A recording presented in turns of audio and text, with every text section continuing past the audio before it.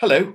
Today we're going to hear chapter 4 of the Enchanted Wood, part of the Magic Faraway Tree series by Enid Blyton. Chapter 4. The Folk in the Faraway Tree. Before very long, the children were hidden in the branches as they climbed upwards. When Mr. Whiskers came back with 5 other elves, not a child could be seen. "Hey, come down!" yelled the elves dancing around the tree. "You'll be captured or lost! This tree is dangerous!" Joe laughed and peered down.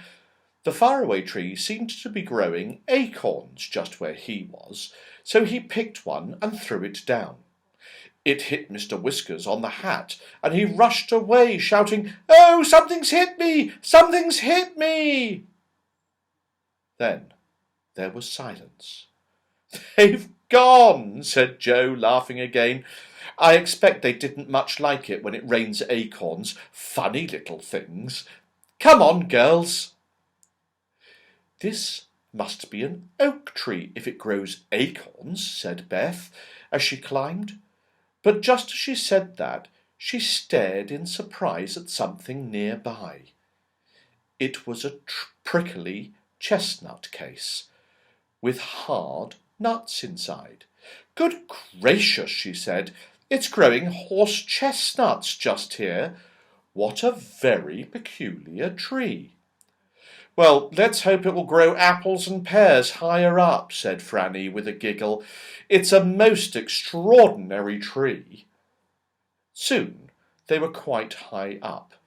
When Joe parted the leaves and tried to see out of the tree, he was amazed to find that he was far higher than the tallest tree in the wood.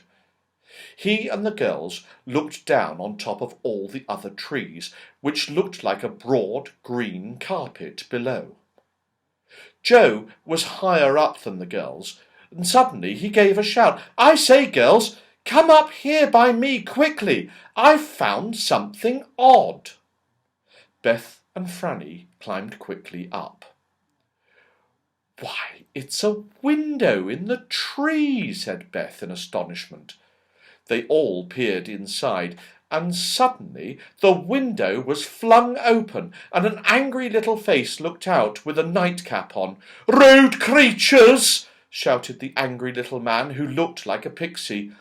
"Everybody that climbs a tree peeps in at me. It doesn't matter what I'm doing. There's always somebody peeping." The children were too astonished to do anything but stare. The pixie disappeared and came back with a jug of water. He flung it at Beth and soaked her.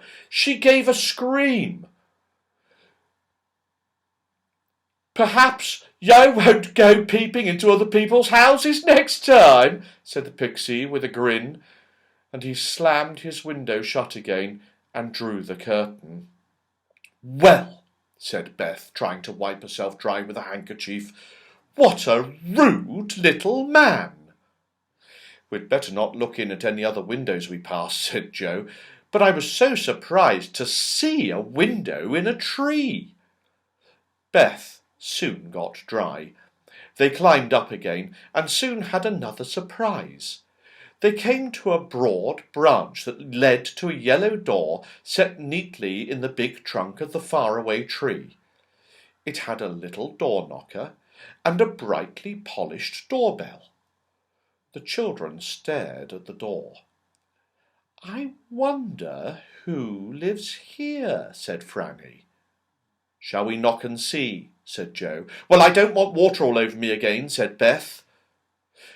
"We'll ring the bell and then hide behind this branch," said Joe. "If anyone thinks he's going to throw water at us, he won't find us." So Joe rang the bell, and then they all hid carefully behind a big branch. A voice came from inside the door. "I'm washing my hair. If that's the butcher, please leave a pound of sausages." The children stared at one another and laughed. It was odd to hear of butchers coming up the faraway tree. The voice shouted again, "If it's the oil man, I don't want anything. And if it's the big red dragon, he must call again next week."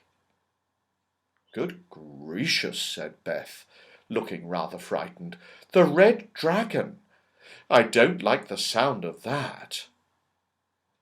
At that moment the yellow door opened, and a small fairy looked out. Her hair was fluffed all around her shoulders, drying, and she was rubbing it with a towel. She stared at the peeping children. "Did you ring my bell?" she asked. "What do you want?" "Well, we just wanted to see who lived in the funny little tree house," said Joe, peering in at the dark room inside the tree. The fairy smiled. She had a sweet face. "Well, come in for a moment," she said. "My name is Silky, because of my silky hair. Where are you off to?" "We are climbing the Faraway tree to see what is at the top," said Joe. "Oh, be careful you don't find something horrid," said Silky, giving them each a chair in her dark little tree room. "Sometimes there are delightful places at the top of the tree, but sometimes there are strange lands too. Last week there was the land of Hippity Hop, which was dreadful. As soon as you got there, you had to hop on one leg, and everything went hippity hop, even the trees. Nothing ever kept still. It was most tiring." "It does sound exciting," said Beth. "Where's our food, Joe? Let's ask Silky to have some." Well, Silky was pleased. She sat there brushing her beautiful golden hair, and ate sandwiches with them. She brought out a tin of pop cakes, which were lovely. As soon as you bit into them, they went pop, and you suddenly found your mouth filled with new honey from the middle of the little cakes. Franny took 7, one after another, for she was rather greedy. Beth stopped her. "You'll go pop if you eat any more," she said. "Do a lot of people live in this tree?" asked Joe.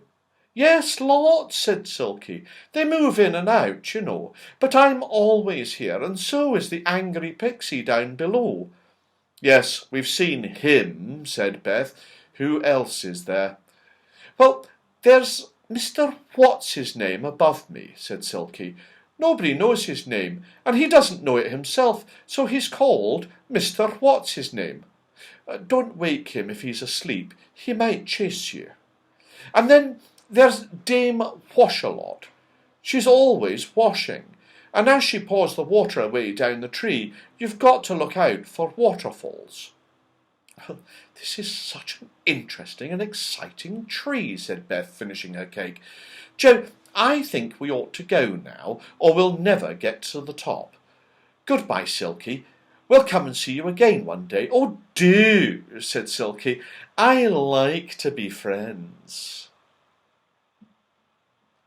They all left the dear little round room in the tree and began to climb once more. Not long after, they heard a peculiar noise. It sounded like an aeroplane throbbing and roaring. "But there can't be an aeroplane in this tree," said Joe.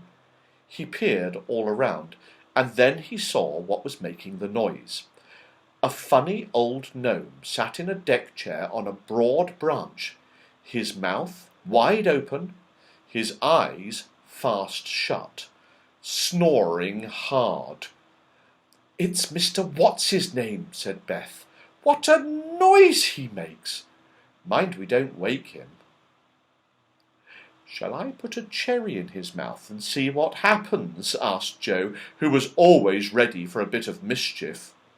Well, the faraway tree was now growing cherries all around for a change, and there were plenty to pick. "No, Joe." "No," said Beth. "You know what Silky said. He might chase us, and I don't want to fall out of the faraway tree and bump from bough to bough, even if you do." So they all crept past Mr. What's-his-name and went on climbing up and up. For a long time nothing happened, except that the wind blew in the tree, and the children did not pass any more houses or windows in the tree, and then they heard another noise. rather a peculiar one. They listened. It sounded like a waterfall. And suddenly Joe guessed what it was. "It's Dame Washalot throwing out her dirty water," he yelled. "Look out, Beth! Look out, Franny!" Down the trunk of the tree poured a lot of blue, soapy water. Joe dodged it. Franny slipped under a broad branch. But poor old Beth got splashed from head to foot. How she shouted! Joe and Franny had to lend her their handkerchiefs. "I'm so unlucky," sighed Beth. "That's twice I've been soaked today." Up they went again, past more little doors and windows, but seeing no one else, and at last they saw above them a vast white cloud. "Look," said Joe in amazement. "This cloud has a hole in it, and the branches go up. And I believe we're at the very top of the tree. Shall we creep through the cloud hole and see what land is above?" "Oh, let's!" cried Beth and Franny. So up they went. And we'll find out what they found there tomorrow.